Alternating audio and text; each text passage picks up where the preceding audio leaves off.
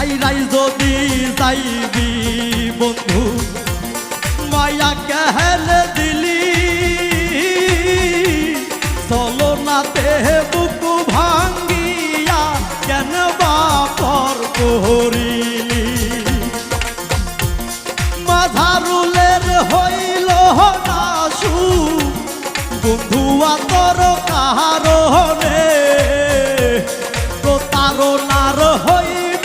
বিচার হাসরের ময়দানে রে বন্ধু প্রতারণার হইব বিচার হাসরের ময়দানে কোন সেতু